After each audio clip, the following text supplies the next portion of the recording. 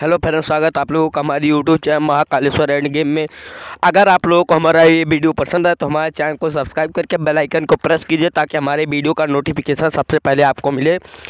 आज मैं श्याम नारायण पांडे के महाकाव्य हल्दी घाटी का 16 सर्ग पढ़ने जा रहा हूँ। इसमें वास्तव में तो ये सर्ग में दुबेर घाटी की युद्ध का वर्णन है।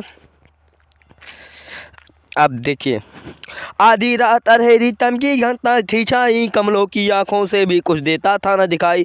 पर्वत खो पर घोर विजन में नीरवता का शासन था, गिररावली सोया था सोया समतम सामितवन था।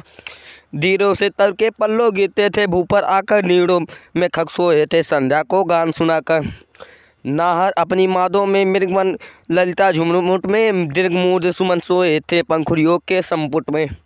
गाकर मधुगीत मनोहर मधुमाखी मधुछाते पर, सोए थे बाल तितलिया मुकुलित नौ जल जातों पर।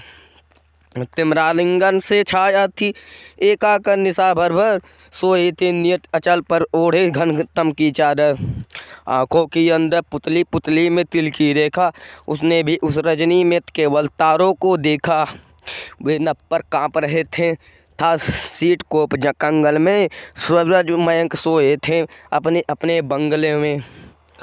निसी अधियाले में निधि मारुति रुक रुक चलता था, अंबर था तो इन बरसता पर्वत हिंसा लगता था। हेमंत शिशिर का शासन लंबी थी रात बिरहसी, संयोग सदेश सब लघुवास दिनकर की छवि हिमकरसी। निधन के फटे पुराने पत के छिद्रों से आकर, सादृश सदृश हवा लगती थी पाषाण हृदय दहलाकर। लगती चंदन से शीतल पावक जलती ज्वाला, बाढ़ भी काँप रहा था पहने सुहार की माला। जगधर विकल हिलते थे चल दल के दल से थर थर थर, ओसों के मिसनब से कबाते थे आंसू झरझर। यौ की कोमल बालों पर मटरों की मृदु फलिया पर, नभ के आंसू बिखरे थे नव तीसी की नौ कलियों पर। घन हरित चने के पौधे जिन पर कुछ लहुरे जेठे, भींग गए ओस के जल से सरसों के पीठ मुरे थे। वह शीतकाल की रजनी कितनी भयदायक होगी, पर उसमें भी करता था तब एक वियोगी। वह नीरों निस्थिन में जिसमें सोई थी दुनिया सारी, नेझर की करुण कहानी बैठा सुनता था कोई। उस नेझर के तट पर ही राणा की दीन कुटी थी, वह कौन में बैठा था कुछ मंकिम सी भ्रिकुटी थी।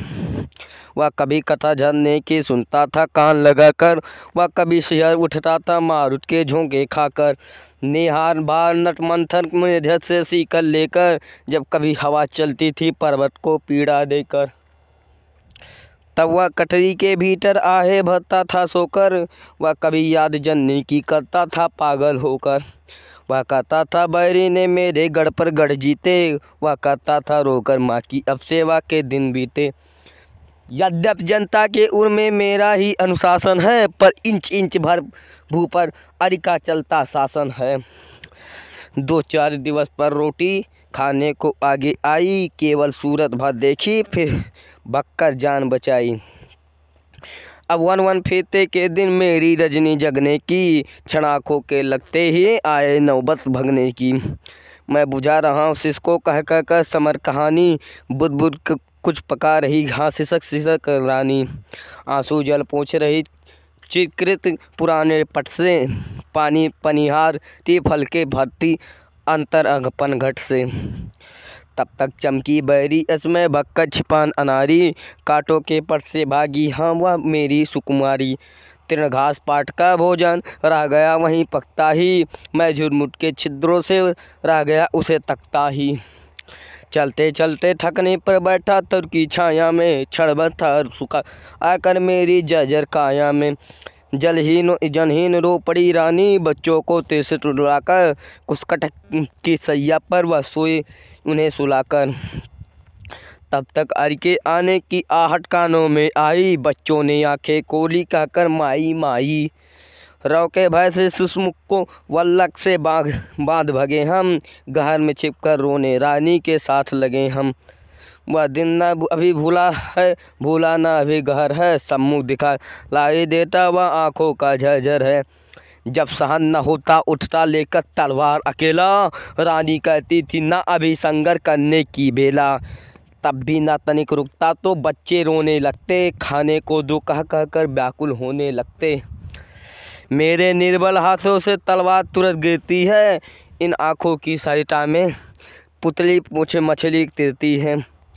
हाँ, क्षुधा तृषा से व्याकुल मेरा यह दुर्बल तन है। इसको कहते हैं जीवन। क्या यही जीवन है। अब जननी के हित मुझको मेवाड़ छोड़ना होगा। कुछ दिन तक माँ से नाता अब हाँ व्यस्त तोड़ना होगा। अब दूर विजन में रहकर राणा कुछ कर सकता है। जिसकी गोदी में खेला उसका ऋण भर सकता है। या कहकर उसने निस में अपनी परिवार जगाया। आंखों में आंसू भरकर क्षण उनको गले लगाया। बोला तुम लोग यहीं से माँ का अभिवादन कर लो। अपने अपने अंतर में जननी की सेवा भर लो। चल दो क्षण देर करूँ मत, अब समय न है रोने का। मेवाड़ न दे सकता है तिल भर बेभू सोने का।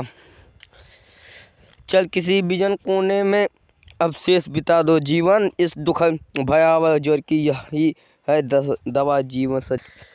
सुन व्यथा कथा जानी ने आंचल का कोना धरकर। कलिया मूक अभिवादन आँखों में पानी भरकर। हाँ का पुठा रानी के तन पटका धागा धागा। कुछ मौन जब माँ से आंचल पसार कर मांगा। बच्चों ने भी रो रो कर की विनय वंदना माँ की। पत्थर भी पिघल रहा था वह देख देख झांकी। राणा में मुकुट नवाया चलने की हुई तैयारी। पत्नी शिशु लेकर आगे पीछे पटिवल कल धारी। तत्काल किसी के पद का खुरखुर रव सुनाई। कुछ मिली मनुष्य की आहट फिर जय जय की ध्वनि आई। राणा की जय जय राणा की जय हो प्रताप की जय हो। राणा की सदा विजय हो। वह ठहर गया रानी से बोला मैं क्या हूँ सोता। मैं स्वप्न देखता हूँ या भ्रम से ही व्याकुल होता। तुम भी सुनती हो या मैं ही श्रुति मधुर नाद सुनता हूँ। जय जय की मंथर ध्वनि में मैं मुक्तिवाद सुनता हूँ। तब तक भामा ने फेंकी अपने हाथों की लकुटी। मेरे सुसुका राणा के पैरों पर रख दी त्रिकुटी। आंसू से पट को धोकर धीमे धीमे वह बोला या मेरी सेवा कहकर थैलों के मुंह को खोला। खन खन खन मणि मुद्रा की मुक्ता की राशि लगा दी। रत्नों के ध्वन से बन की नीरवता सकल भगा दी। एकत्र करो इस धन से तुम सेना वेतन भोगी। तुम एक बार फिर जो अब विजय तुम्हारी होगी। कारागृह में बंदी माँ नित्य करती याद तुम्हें। तुम मुक्त करो जननी को यह आशीर्वाद तुम्हें। वह निर्बल वृद्ध तपस्वी लग गया हाँफने कहकर। गिर पड़ी लार अवनी पर हाँ उसके मुख से बहकर। वह कह न सका कुछ आगे सब भूल गया जाने पर। कटजान थाम कर बैठा वह भू पर ठक जाने पर। राणा ने गले लगाया कायरता धो लेने पर। फिर विदा किया भामा को घुल घुल कर रोने लेने पर। खुल गया कमर व कोसों के कारागृह के दरवाजे। उससे बंदी निकले सेंगर के बाजे बाजे। उषा ने राणा के सिर सोने का ताज सजाया। उठकर मेवाड़ विजय का खग कुल ने गाना गाया। कोमल कोमल पत्तों में फूलों को हंसते देखा। खिंच गई वीर के उर में आशा की पतली रेखा। उसको बले मिला हिमालय का जननी सेवा अनुरक्ति मिली। वह उसे प्रणयकर का उसको चंडी की शक्ति मिली। सूरज का उसको तेज मिला नाहर समान वह गरज उठा। पर्वत पर झंडा फहरा का सावन घनसा वह गरज उठा। तलवार निकाली चमकाई अंबर में फेरी घूम घूम। फिर रखी म्यान में चम चम चम घरदार दुसारी चूम चूम।